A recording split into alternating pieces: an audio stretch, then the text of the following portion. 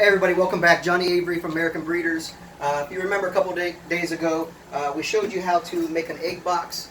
So when your snakes lay their eggs, you can put them in here to put them in the incubator. As I showed last week, or actually it was 2 days ago, I showed you my queen bee. She was getting ready to lay. She has laid, so today we're going to go through how to pull her off her eggs, how to mark the eggs, candle them to make sure they're good, and then put them into the egg crate or egg box in order to put them in the incubator. So I have Emma here. She's going to kind of help me. I'll go ahead and get it open, and we'll show you how to pull her off.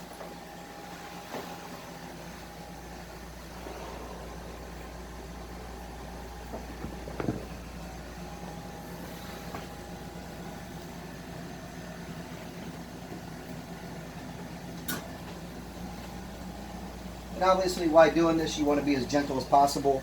You don't want to disturb the eggs, but you do want to get her off from around them because, as you can see, she does clutch them pretty tight. So realistically, all you're going to do is you're going to put your hand right over top of her. This prevents her from coming up and striking you. And then you're going to start on the tail, and we're going to slowly work her off from the tail. Now she is going to resist.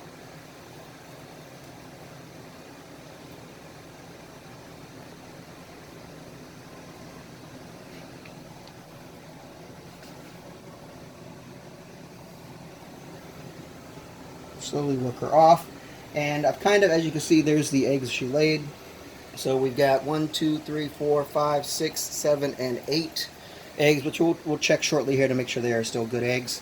I kind of wasn't prepared. Normally I'd put her straight into a bin with water, but what we'll do is I'll have Emma go ahead and grab a top bin. All I'm going to do is separate her for now. And once we get the eggs switched over to the incubator, we'll take her out just to make sure she has no more eggs inside of her. So let me put that back on top.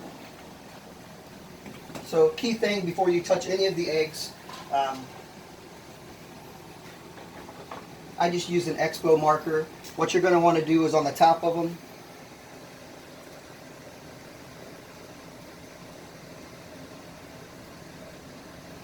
all I'm doing is putting a mark. And what this is doing, it's not harmful to the egg or anything like that, but I'm just marking on what side of the egg was facing up. So that way when I move them into my incubator or into my egg crate, egg box, they will still be facing up. Because that's how they lay is how they stay. So real quick, what we'll do now, I'm going to go over, I'm going to flip the bigger lights off. Actually, I'll unplug all the lights. We can flip that one off. And see if I can shut it. It is going to get dark, but this will allow us to. And hopefully you can see it. I'll have the cameraman zoom in. So all I'm going to do now is I'm going to check to see if all these eggs have veins in them. So as you can see on that one, there are veins present, so that is a good egg. There are veins in that one. Active veins. If you get on the back side, that one does have veins. Veins. That one does have veins as well. There are veins. And there are veins in that one. So, as of right now, go ahead and turn the light back on.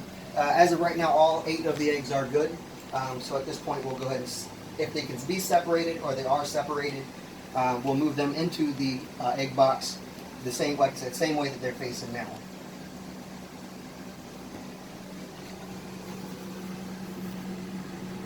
There's one. And this is the part you want to be very careful. If they'll come apart, we can pull them apart. If they won't come apart, it's fine to leave them together.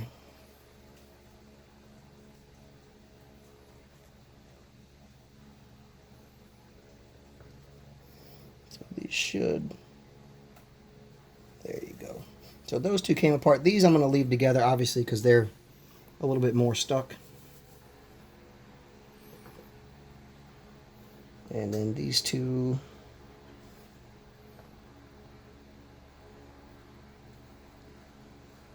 will probably come apart.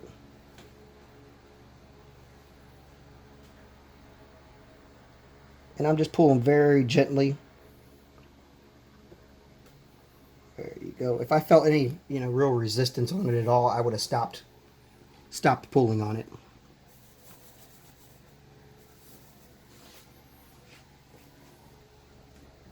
Oops. And then these last two, I'll go ahead and leave them together. So there we are, 8 good eggs.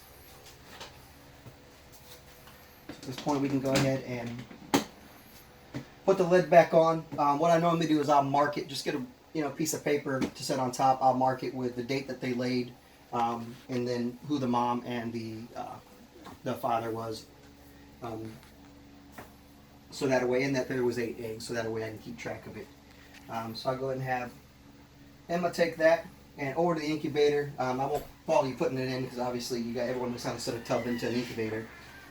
What I'll do now is pull her down. And this is a queen bee. And keep in mind at this point she's probably still going to be a little irritated. She's going to want to know where her young are at.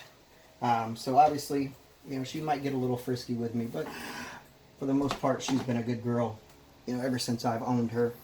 Oops, yep, a little frisky with me.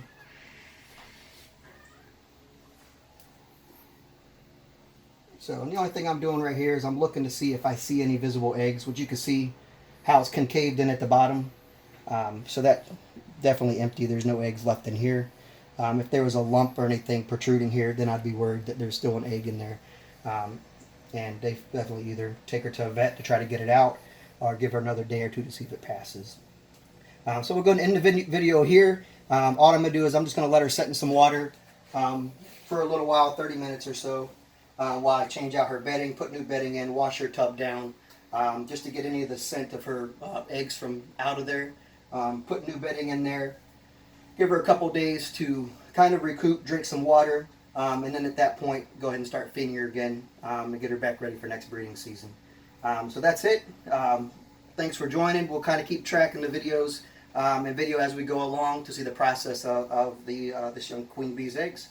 So until next time, I appreciate it. Like, share, subscribe. Enjoy your evening. Thank you.